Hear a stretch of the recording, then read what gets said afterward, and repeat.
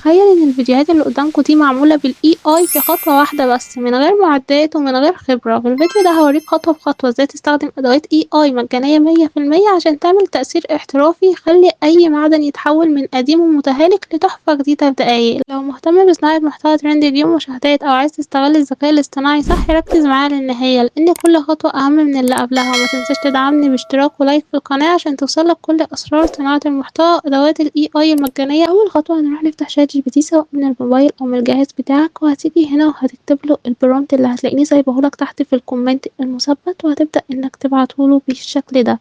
هتلاقيه دلوقتي بدأ إن هو يديك 10 اختيارات بالشكل اللي انتوا شايفينه ده. تقدر تختار أي اختيار انت حابه أو أي حاجة منهم انت عايز تعمل عنها وتقدر إنك تختارهم كلهم بالشكل اللي انتوا شايفينه ده.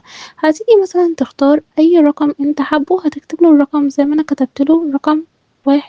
هتلاقيه دلوقتي بدأ إن هو يجهز لك البرومتين بشكل احترافي، برومت لإنشاء الصورة وبرومت لإنشاء الفيديو. وما تقلقوش هنعمله من موقع واحد بس. ده أول برومت وده برومت إنشاء الصورة وده البرومت التاني اللي هو إنشاء الفيديو. أول خطوة هنروح نحدد على برومت إنشاء الصورة عشان ناخده كوبي بالشكل اللي انتوا شايفينه ده.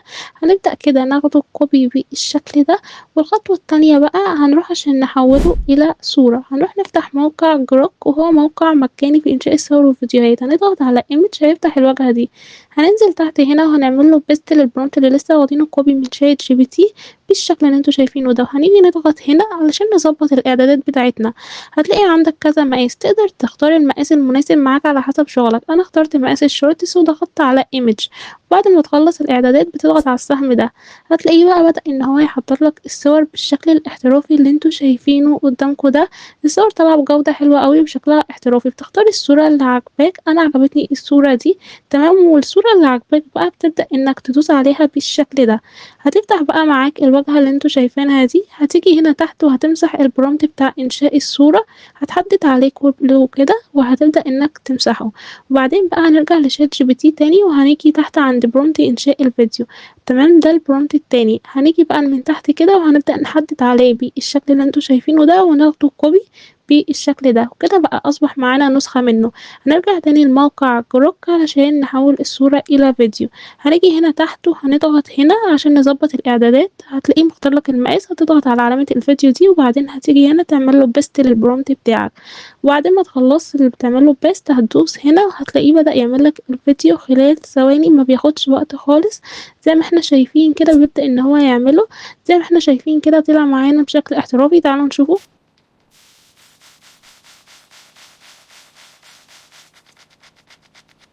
احنا شايفين الفيديو طالع بشكل احترافي وكمان بمؤثرات صوتية فدي حاجة احترافية جدا في موقع كروك. هتيجي عشان تنزله بقى تضغط هنا وهيبدأ ينزل معاك على الجهاز بكل سهولة وبدون علامة مائية. بجد تحفة قوي ما بياخدش وقت خالص يعني في أقل من 5 دقايق تعمل فيديوهات احترافية. تعالوا كده مثلا نعمل صورة تانية نشوف هيعملها لنا ازاي. نرجع لChatGPT وهنيجي فوق هنا ونختار مثلا أي رقم من دول. فأنا مثلا هنا هكتب له رقم 3. تمام. هاجي تحت هنا وهكتب له الرقم بس مش محتاج تكتب حاجة غير الرقم وبعدين هتبعتها له. هتلاقيه بدأ ان هو يجهز لك برومتين واحد لإنشاء الصورة وواحد لإنشاء الفيديو بخطوات بسيطة وسهلة خالص. هتيجي تحدد كده على أول حاجة معانا هتحدد عليها وتاخدها كوبي وبعدين هتيجي هنا ترجع على موقع جروك. وبعدين هتضغط هنا على ايمج عشان يفتح معاك الواجهة دي. هتنزل تحت وتعمل بيست للبرومت بالشكل اللي انتوا شايفينه ده. بعدين هتضغط على السهم هتلاقيه عمل لك ال4 صور بشكل احترافي وهتلاقيه كمان عامل لك صور تحت. كل ما تنزل هتلاقيه عامل لك صور احترافية اكتر. هتبدأ بقى تختار الصورة اللي عاجباك او المناسبة معاك. انا هختار الصورة دي وهتضغط عليها بالشكل ده. هتيجي تحت وهتمسح هنا البرومت اللي انت عملته بتاع انشاء الصورة. هتحدد عليه كله بالشكل ده وهتعمل ديليت وهيتمسح معاك. هترجع تاني لChatGPT وهتنزل تحت عند برومت انشاء الفيديو. هتبدأ انك تحدد عليه بالشكل ده وتاخده كوبي.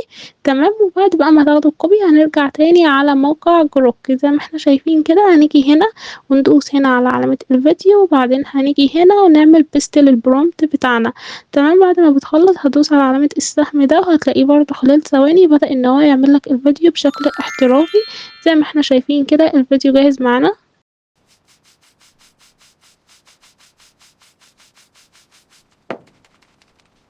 زي ما شُفنا مع بعض الفيديو طالع بشكل احترافي وبجودة احترافية، هتضغط هنا وهيبدأ ينزل معاك على الجهاز بكل سهولة. تمام، بعد ما تخلّص كل فيديوهاتك بقى تبدأ عشان تجمّعهم، ودي آخر خطوة هتروح بقى تفتح أي برنامج مونتاج عندك عشان تبدأ تجمّع الفيديوهات كلّها اللي أنت عملتها، تبدأ تدوس على import وتحمّلهم كلّهم هنا من على الجهاز زي ما أنتم شايفين كده، وهنبدأ نعملهم كلّهم بحيث إنه يكون فيديو طويل. هنبدأ بقى نسحبهم كده بالشكل ده بالترتيب اللي أنت حابّه، يعني على حسب الترتيب اللي أنت حابّه بتبدأ تسحبهم كده جنب بعض. تمام، بكل سهولة، وهنبدأ بخطوتين بس هتعمل فيديوهات احترافية زي ما إحنا شايفين كده، وكل حاجة مجانية، ما فيش أي تعب خالص، وفي أقل من 5 دقايق حرفيًا هتطلّع محتوى جديد ومختلف زي ما إحنا شايفين كده مع بعض. بعد ما بتخلّص بقى ترتيب المشاهد كلّها اللي أنت عملتها جنب بعض، بتيجي هنا فوق وتضغط على export وهيتصدّر معاك على الجهاز. لو عجبك الشرح متنساش تعمل لايك واشتراك وتفعل الجرس عشان يوصلك كل جديد في عالم ال AI وصناعة المحتوى، وتشارك الفيديوهات مع أصحابك.